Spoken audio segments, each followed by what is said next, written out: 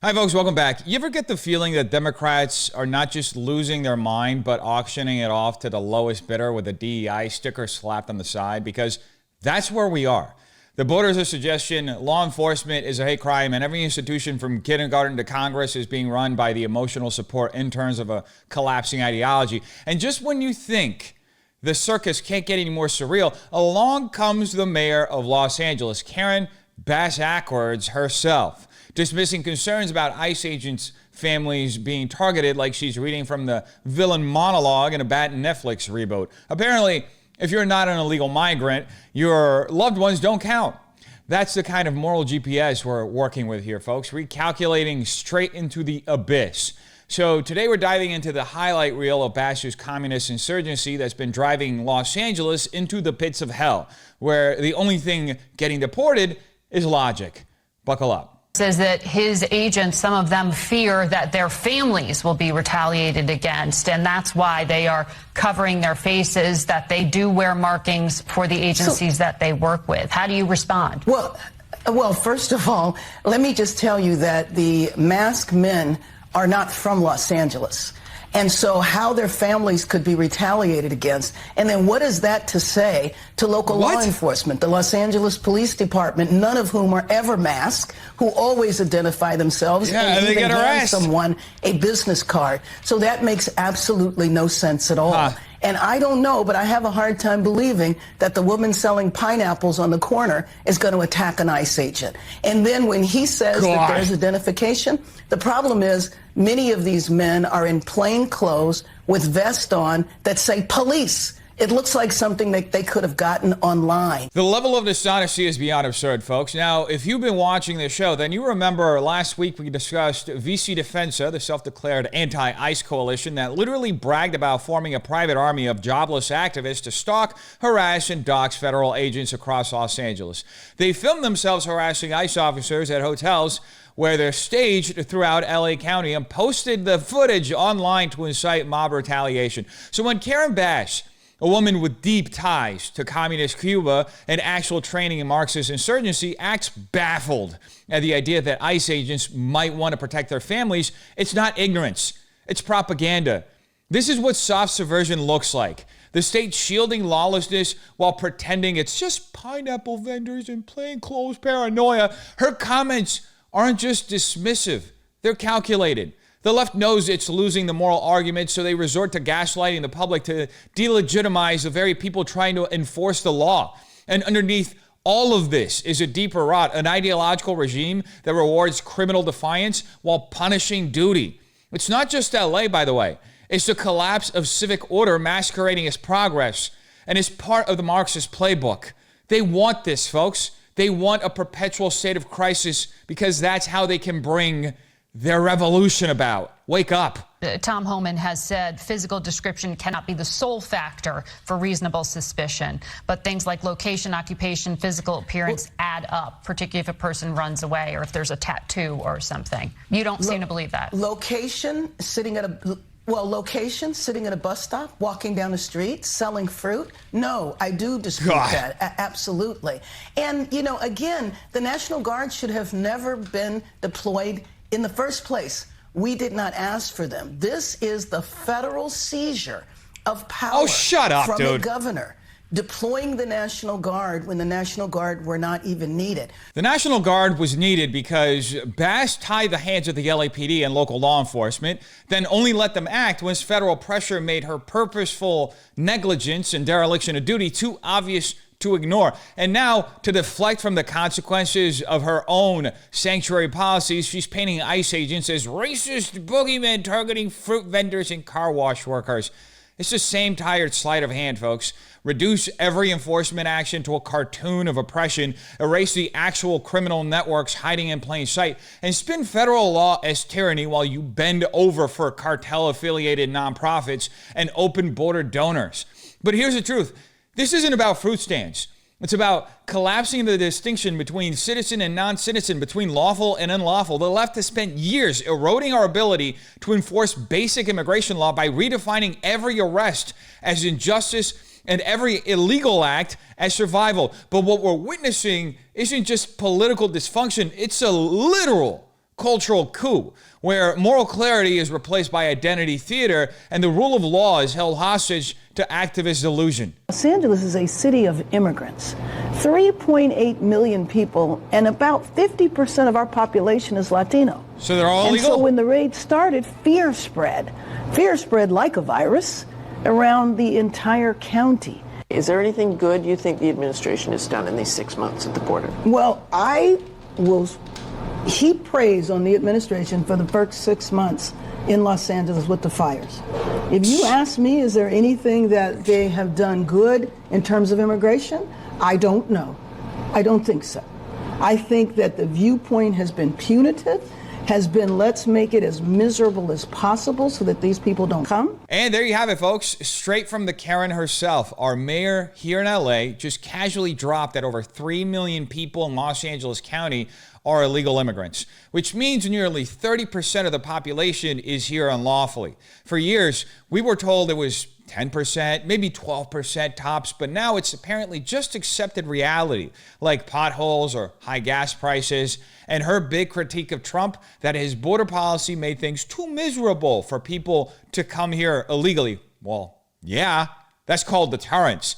And it's the only rational strategy when your country is being overwhelmed by a borderless deluge of economic migrants, cartel exploitation, and trafficking networks. But here's the game. The left has rebranded illegal immigration as a moral right and framed any enforcement as cruelty. They've so thoroughly warped public discourse that even basic law and order is now framed as fascism. What we're seeing isn't just denial. It's the collapse of national sovereignty disguised as compassion, engineered by a political class more committed to demographic manipulation and NGO pipelines than the rule of law. You have gotten about half of the National Guard are now leaving, but that leaves 2,000, 2,500 still here? None of the National Guard needs to be here. There is nothing happening in our city now. There's no protests going on. And when they were assigned here, their mission was to guard 2 buildings. Why do you need 4,000 troops? Because you don't do your job. They've had to leave their families, their jobs, their education. Now you care about them? What? So that they could participate in performance art? Because that's what you're good at, huh? One of the things you talk about is why now? Why did they do it? Why did they raid MacArthur Park? You became a sanctuary city right after Donald Trump was elected. So do you believe that is one of the reasons your city is being targeted? No, I really don't, because our policies have been in place actually 45 years. What we did a few months ago was updating a policy, but it wasn't a brand new policy. And frankly, these policies exist all over the country. And they're unconstitutional. Let's start there. Sanctuary policies directly obstruct federal immigration enforcement, which violates the supremacy clause of the U.S. Constitution. Local governments don't get to pick and choose which federal laws they obey, especially when their refusal puts public safety at risk. For years, cities like Los Angeles have not only ignored lawful immigration enforcement, they've actively undermined it, refusing to cooperate with ICE, releasing violent offenders back into communities, and creating a political culture where illegal entry is rewarded and protected. So when federal authorities finally respond to this defiance with deployments like the National Guard, it's not performative, it's necessary. The only performance here is the one being staged by politicians like Karen, who posture as defenders of the marginalized while systematically eroding the institutions that keep the city from collapsing into lawless entropy. And now she wants to paint that federal response as some kind of military overreach, claiming that troops are guarding 2 buildings and being yanked from their families for theater. But that spin ignores the reality she created. A city that declared itself a sanctuary, gutted its police department, tied the hands of local law enforcement during riots, and allowed illegal activity to flourish under the guise of compassion. If thousands of National Guard troops were deployed, it's because the state failed to uphold its most basic responsibility to maintain law and order. By the way, in the middle of all this, are we to actually believe that Karen cares about soldiers and their families? This is the same dishonest communist insurgent hack that demonize Border Patrol, ICE agents, and the military anytime it's politically convenient.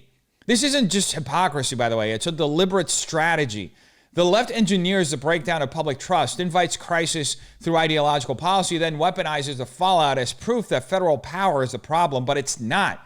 The problem is a political movement that views national sovereignty as nuisance, law enforcement as an obstacle, and the Constitution as a suggestion. A movement that ultimately wants to undermine all of that in order to undo the fabric of America from within. This was on Father's Day. It was really sad. I went to East LA. I went to 3 different restaurants, kind of a block with restaurants clustered. No one was there. Right. And the owners were saying that, because I said, well, is this like COVID? They said, no, worse. Really? Because the workforce is not coming in. But you remember how a lot of restaurants survived through home delivery? Yeah. They said people aren't ordering. Wow. And people aren't ordering because they don't have the money and they're scared. So not ordering, not going to, because they're afraid of raids. Right. They're afraid.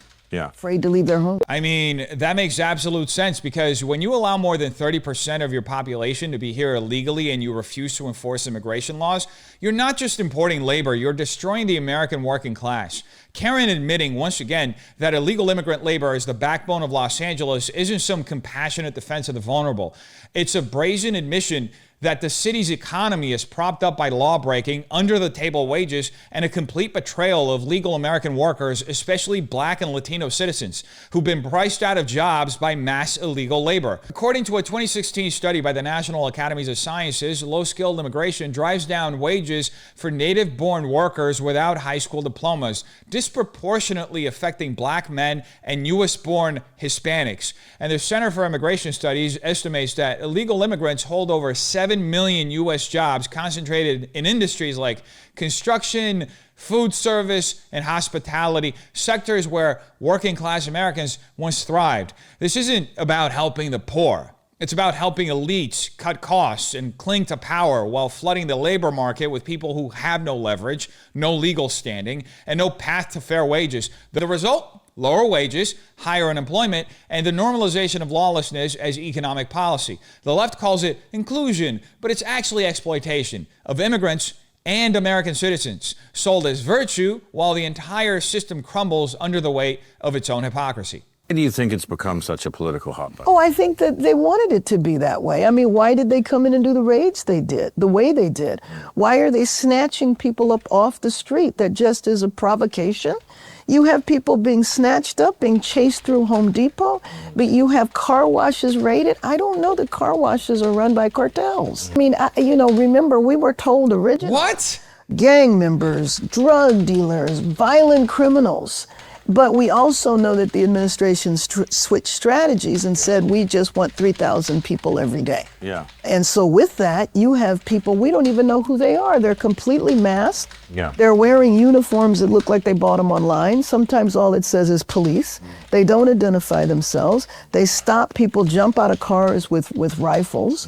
So they have provoked this, and there has been a big backlash in some places. Karen's car wash point is by far the most bizarre one. Car wash operations are widely known to rely on illegal immigrant labor, often paid off the books, in order to undercut American workers. There's also persistent speculation, though not formally proven, that some of these businesses, these car wash businesses, serve as fronts for money laundering, a rumor that gains traction in a city facing severe drought and sky-high water costs, where it's unclear how these high-consumption, low-price businesses remain viable. So when Karen calls enforcement provocation and casts ICE agents as villains, what she's really doing is shielding an illegal labor economy she helped protect and expand further into illegality. This isn't about defending the vulnerable. It's about preserving a system that benefits political elites and exploitative business owners at the expense of legal residents and American labor. Immigration enforcement didn't become a flashpoint because of cruelty. It became one because the left normalized illegality and demonized those trying to stop it.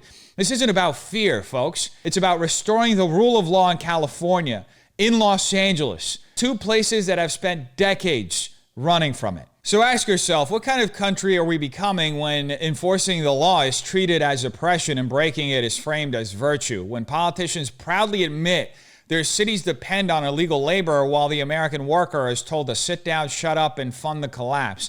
This isn't just about immigration. It's about truth, sovereignty, and whether our institutions serve the people or serve the narrative? Who benefits when chaos is normalized and enforcement is vilified? Who profits from a labor market built on silence, fear, and exploitation? If the answer makes you uncomfortable, good.